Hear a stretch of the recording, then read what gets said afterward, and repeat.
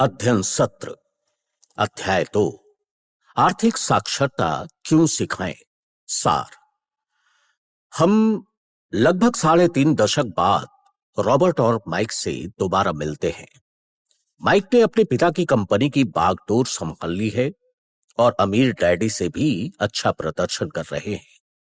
जहां तक रॉबर्ट का प्रश्न है, वो 1994 में 47 वर्ष की उम्र में रिटायर हो चुके हैं। उनकी और उनकी पत्नी की दौलत अपने आप बढ़ रही है, जैसे कोई गहरी जड़ों वाला वृक्ष बढ़ता है। वे 1923 की एक मीटिंग की कहानी बताते हैं, जिसमें उस युग के महानतम लीडर्स और सबसे अमीर व्यवसायियों ने हिस्सा लिया था, जो सबसे बड़ी स्टील और गैस कंपनी के स्वामी थे, जो न्यूयॉर्क स्टॉक एक्सचेंज चलाते थे और जो राष्ट्रपति हार्डिंग की कैबिनेट में थे। 25 साल बाद उनमें से ज्यादातर के जीवन का दुखद अंत हुआ था और वे या तो दिवालिया थे, निर्वासित थे या फिर जेल में थे। संभवतः 1929 के स्टॉक क्रैश और महाबंदी ने उनके दुर्भाग्य में भूमिका निभाई थी। लेकिन आज हम उनसे भी ज्यादा उथल पुथल और परिवर्तन वाले युग में जी रहे हैं।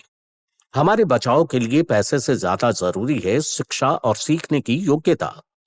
महत्वपूर्ण बात यह नहीं है कि आप कितना कमाते हैं, बल्कि यह है कि आप कितना रखते हैं और आप इसे कितनी पीढ़ियों तक रखते हैं। इसलिए जब लोग रॉबर्ट से पूछते हैं कि अमीर होने की शुरुआत कहां से करें, तो वे उन्हें वही जवाब देते हैं जो उनके अमीर डैडी ने उन्हें दिया था। अगर आप अमीर बनना चाहते हैं तो आपको वित्तीय दृष्टि से साक्षर बनने की जरूरत है।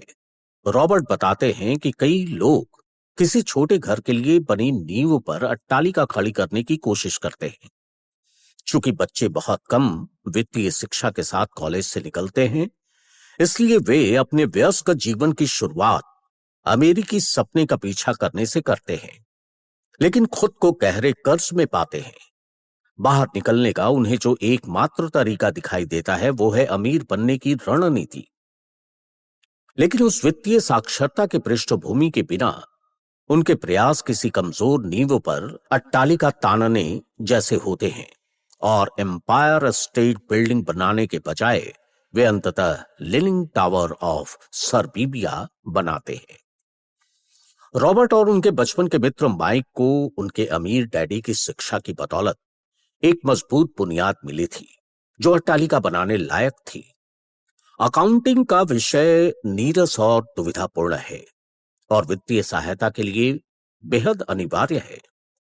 अमीर डैडी ने दोनों लड़कों को इसे सिखाते हुए समय सरलता के लिए केवल चित्रों का इस्तेमाल किया। बाद में जाकर उन्होंने मुख्य अवधारणाओं का मार्गदर्शन देने के लिए संख्याएं जोड़ना शुरू की। रॉबर्ट कहते हैं कि पहला नियम यह है कि आपको संपत्ति और दायित्व के बीच का फर्क पता होना चाहिए और सिर्फ संपत्तियां खरीदना चाहिए। आपको बस इतना ही जानने की जरूरत है। लेकिन इसके इतने सरल होने के बावजूद ये एक ऐसी चीज है जिसे कई लोग नहीं समझ पाते हैं। जब अमीर डैडी ने शुरू में इसे 2 किशोर लड़कों को समझाया, तो उन्होंने सोचा कि वे मजाक कर रहे हैं। वयस्क ये बात कैसे नहीं समझते हैं? क्या हर व्यक्ति अमीर नहीं बनना चाहता? समस्या ये है कि बैंकरों, वित्तीय नियोजकों और दूसरों ने ज्यादातर लोगों को अलग तरीके से शिक्षित किया है। इसलिए उन्हें अपने दिमाग में पहले से भरे विचारों को भूलना होगा। कुछ लोग तो इसे बुनियादी पहलू पर लौटने को अपनी प्रतिष्ठा के खिलाफ मानते हैं। संपत्ति और दायित्व की सच्ची परिभाषाएं शब्दों में नहीं, बल्कि अंकों में निहित हैं। पाठकों की मदद के लिए रॉबर्ट वैसे ही रेखा चित्रों का इस्तेमाल करते हैं जैसे रेखा चित्रों का इस्तेमाल अमीर डैडी ने उनकी मदद करने के लिए किया था। यह संपत्ति का कैश फ्लो पैटर्न है। रेखा चित्र का ऊपरी हिस्सा इनकम स्टेटमेंट है, जिसे प्रायः प्रॉफिट एंड लॉस स्टेटमेंट कहा जाता है। यह आय और व्यय को बताता है, पैसा अंदर और पैसा बाहर। रेखा चित्र का निचला हिस्सा बैलेंस शीट है। बैलेंस शीट इसलिए क्योंकि इसमें संपत्तियों को दायित्वों के साथ संतुलित किया जाता है। संपत्तियां आपकी आमदनी बढ़ाती है, वे आपकी जेब में पैसे डालती है। यह दायित्व का कैश फ्लो पैटर्न है। दायित्व आपकी जेब से पैसा बाहर निकालता है। अमीर बनना चाहते हैं तो संपत्तियां खरीदें। ये सरल लगता है, लेकिन इतने सारे लोग इसलिए संघर्ष करते हैं क्योंकि वे दायित्व खरीदते हैं। यदि आप दौलत हासिल करना और कायम रखना चाहते हैं तो आपको अपनी समझ को बढ़ाना चाहिए। ये सिर्फ संख्याओं की बात नहीं है। बात यह है कि संख्याएं क्या कहानी बताती हैं।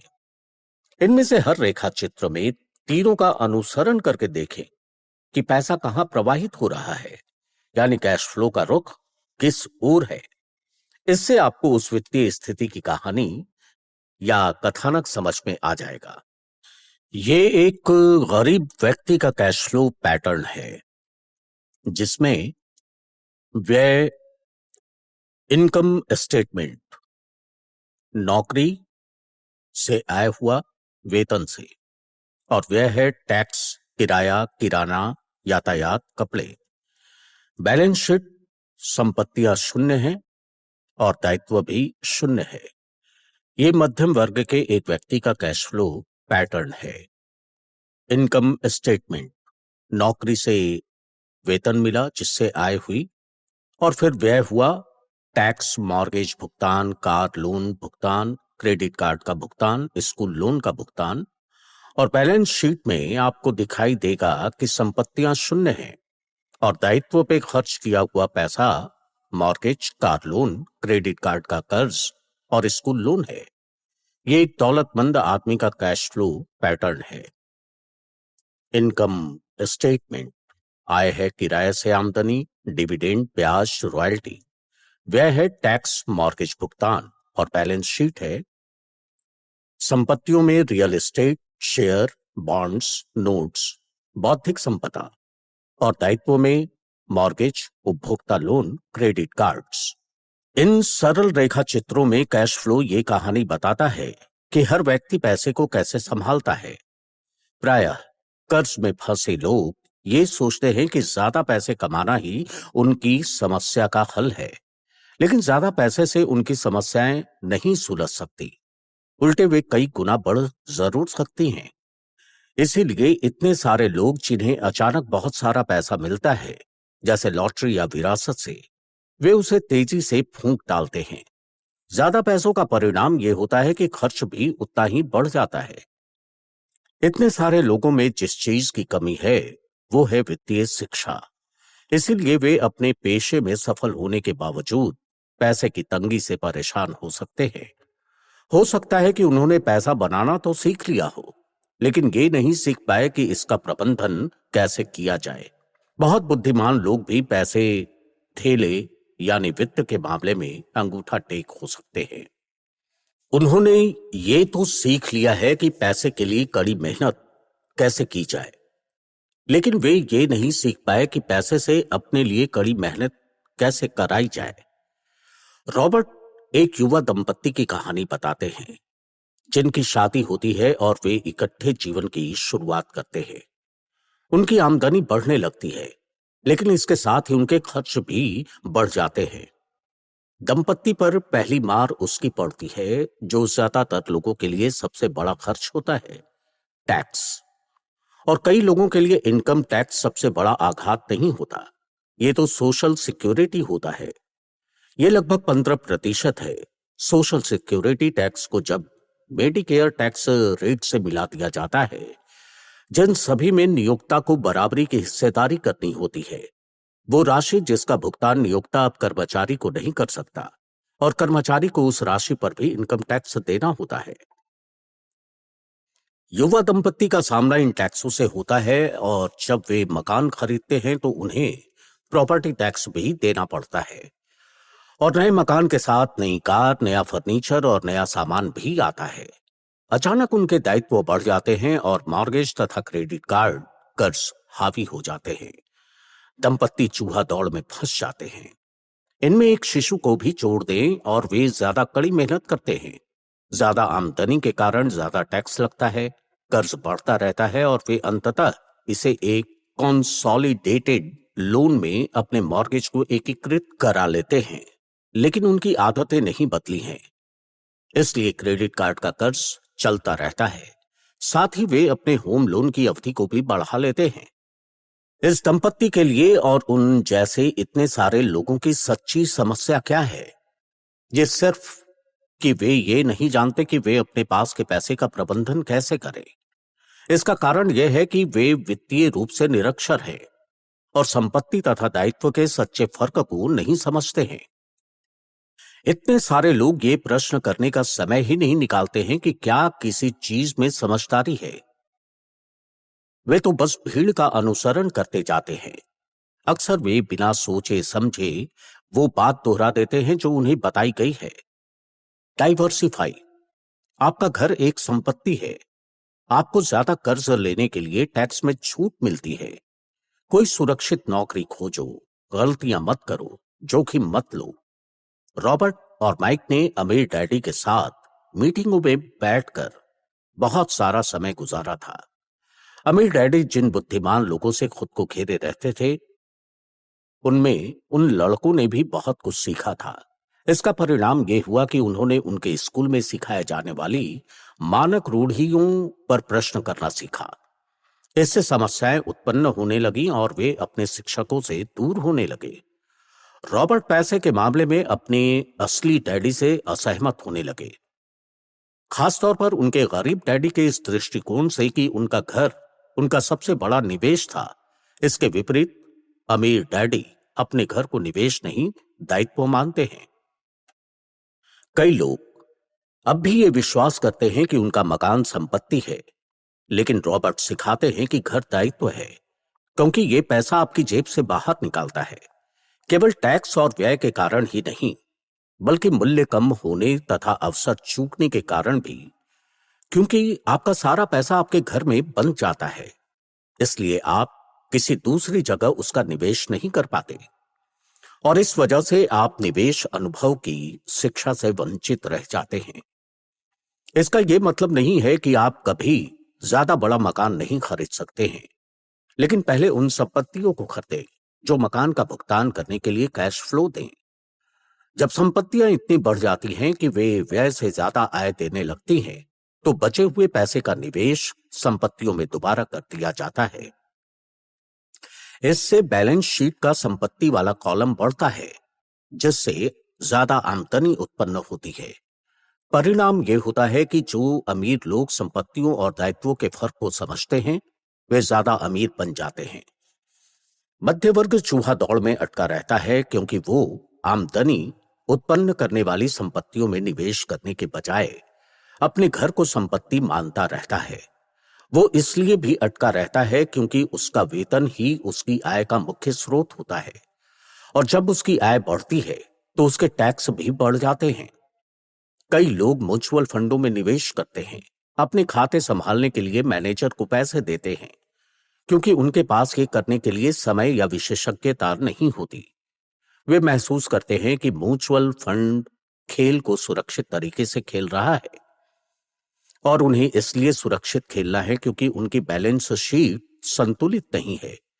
वे अवसरों का लाभ इसलिए नहीं ले सकते क्योंकि उन्होंने अधिकतम कर्ज ले रखा है और पैसा केवल वेतन के जरिए उनकी जेब में आ रहा है। अमीर बनना चाहते हैं? अपने प्रयास आय उत्पन्न करने वाली संपत्तियां खरीदने पर केंद्रित कर लें। जब आप सचमुच समझ लें कि संपत्ति क्या है, दायित्वों और व्ययों को कम करें। आप अपनी संपत्ति वाले कॉलम को ज्यादा गहरा कर लेंगे। आपको कैसे पता चलेगा कि आप कब दौलतमंद बन गए? रॉबर्ट और बकमिंस्टर फूलर की परिभाषा का इस्तेमाल करते हैं। दौलत इंसान की आगे कितने दिनों तक जिंदा बचे रहने की योग्यता है, यानी अगर मैं आज काम करना छोड़ दूं तो मैं कितने लंबे समय तक जिंदा रह सकता हूं। इसे कहने का एक और तरीका दौलत व्यय वाले कॉलम की तुलना में संपत्ति वाले कॉलम से मिलने वाले कैश फ्लो का पैमाना है। जब आपकी संपत्तियां आपके व्यय पूरे करने लायक पर्याप्त आय उत्पन्न कर देती हैं, तो आप दौलतमंद बन जाते हैं, भले ही आप धनाढ्य ना हुए हों। बाएं गोलार्ध का पल। संख्याओं को देखें और उनके द्वारा बताई जाने वाली कहानियों को पढ़ना सीखें। संपत्तियां आपकी जेब में पैसा डालती हैं। अगर कोई आपकी जेब से पैसा बाहर निकालता है तो यह संपत्ति नहीं है, यह तो दायित्व है। दाएं गोलार्ध का पल। बैलेंस शीट के रेखा चित्र विभिन्न लोगों के जीवन में पैसे की गतिविधि को स्पष्ट करने में मदद करते हैं। अवचेतन पल। बहिष्कार का डर लोगों को आमतौर पर स्वीकृत रायों या लोकप्रिय प्रवृत्तियों पर प्रश्न किए बिना उन्हें स्वीकार करने के लिए प्रेरित करता है, जिससे अक्सर उन्हें वित्तीय नुकसान होता है। रॉबर्ट क्या कह रहे थे? अब सोच विचार करने का समय है। खुद से पूछें, रॉबर्ट इस उद्धरण में क्या कह रहे हैं और वे ऐसा क्यों कहते हैं? इस खंड में आपको रॉबर्ट के साथ सहमत या असहमत होने की जरूरत नहीं है। लक्ष्य तो यह समझना है कि रॉबर्ट क्या कह रहे हैं। याद रखें, ये पाठ्यक्रम सहयोगी और समर्थक बनने के लिए तैयार किया गया है। दो दिमाग एक से बेहतर होते हैं। अगर आप रॉबर्ट की कही बात को नहीं समझ पाते हैं तो संकोच ना करें, समझने में मदद मांगें। हर उद्धरण पर बातचीत करने का समय निकालें जब तक कि आप इसे समझ ना लें। महत्वपूर्ण ये नहीं है कि आप कितना ज्यादा पैसा कमाते हैं, महत्वपूर्ण तो ये है कि आप कितना पैसा रख पाते हैं। बुद्धि समस्याओं को सुलझाती है और पैसे को उत्पन्न करती है। वित्तीय बुद्धि के बिना पैसा जल्दी ही चला जाता है। अगर आप एम्पायर स्टेट बिल्डिंग बनाने जा रहे हैं तो आपको सबसे पहले तो यह तय करने की जरूरत है कि एक गहरा गड्ढा खोदें और एक मजबूत नींव डालें। अगर आप किसी उपनगरीय इलाके में घर बनाने जा रहे हैं तो आपको बस 6 इंच का कंक्रीट का स्लैब ढालने की जरूरत है। अधिकतर लोग अमीर बनने की हसरत में 6 इंच के स्लैब पर एम्पायर स्टेट बिल्डिंग खड़ी करने की कोशिश कर रहे हैं। अमीर लोग संपत्तियां इकट्ठी करते हैं, गरीब और मध्यम वर्गीय लोग दायित्व इकट्ठी करते हैं और उन्हें संपत्तियां मानते हैं। यदि आपकी आदत यह है कि आप मिलने वाली हर चीज को खर्च कर देते हैं तो संभवतः ज्यादा पैसे मिलने से व्यय में ही वृद्धि होगी। 80% परिवारों की वित्तीय कहानी यह होती है कि वे आगे बढ़ने के लिए कठोर श्रम करते हैं। बहरहाल उनकी ये कोशिश बेकार जाती है क्योंकि वे अपना जीवन संपत्तियां खरीदने के बजाय दायित्व खरीदने में लगा देते हैं। पैसे को पूरी तरह न समझने की वजह से बहुसंख्यक लोग इसकी भारी शक्ति को खुद पर हावी होने की अनुमति देते हैं। अतिरिक्त प्रश्न। अब इस अध्याय में रॉबर्ट की कही बातों की समझ के साथ इसमें बताई कहानियों को खुद पर और अपने जीवन पर लागू करने का समय है। खुद से नीचे दिए गए प्रश्न पूछें और अपने अध्ययन साझेदार के साथ उन पर विचार विमर्श करें। खुद के साथ और अपने साझेदार के साथ ईमानदार बने। आप जो जवाब दे रहे हैं, अगर उनमें से कुछ आपको पसंद नहीं आते हैं तो खुद से पूछें कि क्या आप बदलने के लिए तैयार हैं। अपने विचारों तथा मानसिकता को बदलने की चुनौती को स्वीकार करें। पहला, आपकी वित्तीय शिक्षा कब शुरू हुई? क्या ये इस पुस्तक से हुई या किसी दूसरे स्रोत से? दूसरा, जब आपने रॉबर्ट की संपत्तियों और दायित्वों की परिभाषा पहली बार पढ़ी तो आपकी प्रतिक्रिया क्या थी? तीसरा, जब उन्होंने कहा कि मकान एक संपत्ति नहीं है तो आपकी प्रतिक्रिया क्या थी? क्या आपने अपने मकान को संपत्ति माना था? जब उन्होंने अपने तर्क को पूरी तरह स्पष्ट किया तो क्या आपकी धारणा बदल गई? चौथा, कौन सी कैश फ्लो स्थिति आपके जीवन जैसी सबसे ज्यादा है? पांचवा, आपके मकान के अलावा क्या कोई ऐसी चीज है जिसे आपने संपत्ति माना था लेकिन जिसने बाद में खुद को दायित्व के रूप में उजागर किया? छठा, क्या आप इस कथन से सहमत हैं? ज्यादातर लोगों की शिक्षा में जिस चीज की कमी है वो ये नहीं कि पैसे कैसे बनाएं, बल्कि ये है कि पैसे का प्रबंधन कैसे करें। क्यों या क्यों नहीं? सातवां, अमीर डैडी ने लड़कों से कहा था कि अकाउंटिंग में संख्याएं महत्वपूर्ण नहीं होती, बल्कि उनके द्वारा बताई जाने वाली कहानी महत्वपूर्ण होती है। आपके जीवन में संख्याएं कौन सी कहानी बताती हैं? आठवां, आपके जीवन में ऐसा समय कब था जो एक सकारात्मक उपलब्धि जैसा दिखता था, जैसे प्रमोशन या वेतन वृद्धि, लेकिन ये अपेक्षित बैलेंस शीट परिणाम की ओर नहीं ले गया? नौवां, अगर आप आज काम करना छोड़ दें तो आप आगे कितने दिनों तक जीवित रह सकते हैं? यह संख्या आपको हैरान करती है या डराती है? शब्दावली की परिभाषाएं। 401 के एक अमेरिकन रिटायरमेंट योजना जिसे एरिसा एक्ट ऑफ 1974 ने विकसित किया था। जब कंपनियों को इस बात का एहसास हुआ कि वे रिटायर होने वालों की स्वास्थ्य सुविधा का खर्च नहीं उठा सकती, संपत्ति, कोई चीज जो न्यूनतम श्रम से आपकी जेब में पैसा डालती है, बैलेंस शीट, इनकम स्टेटमेंट रेखा चित्र का निचला हिस्सा। इसे बैलेंस शीट इसलिए कहा जाता है क्योंकि यह संपत्तियों को दायित्वों से संतुलित करती है। कैश फ्लो, आने वाला पैसा आमदनी के रूप में और जाने वाला पैसा व्यय के रूप में। कैश फ्लो की दिशा ही ये तय करती है कि कोई चीज आय है, व्यय है, संपत्ति है या दायित्व है। कैश फ्लो कहानी बताता है। वित्तीय योग्यता, एक बार जब आप पैसा बना ले तो आप इस पैसे का क्या करें? लोगों से इसे खुद से छीनने से कैसे रोकें? इसे ज्यादा लंबे समय तक कैसे रखें? और उस पैसे से अपने लिए कड़ी मेहनत कैसे कराएं? स्वर्णिम नियम, जिसके पास सोना होता है वही नियम बनाता है। आय, वो पैसा जो किसी व्यक्ति या व्यवसाय की सामान्य कारोबारी गतिविधियों के फलस्वरूप मिलता है। इनकम स्टेटमेंट या प्रॉफिट एंड लॉस स्टेटमेंट, ये आय और व्यय को मापता है। पैसा अंदर और पैसा बाहर। दायित्व, कोई चीज जो पैसा आपकी जेब से बाहर निकालती है। म्यूचुअल फंड, विविध शेयर, बॉन्ड या सिक्योरिटीज का समूह जिनका प्रबंधन किसी पेशेवर निवेश कंपनी द्वारा किया जाता है और यूनिट के माध्यम से व्यक्तिगत निवेशकों द्वारा खरीदा जाता है। इन यूनिट्स का विभिन्न कंपनियों में कोई सीधा स्वामित्व मूल्य नहीं होता।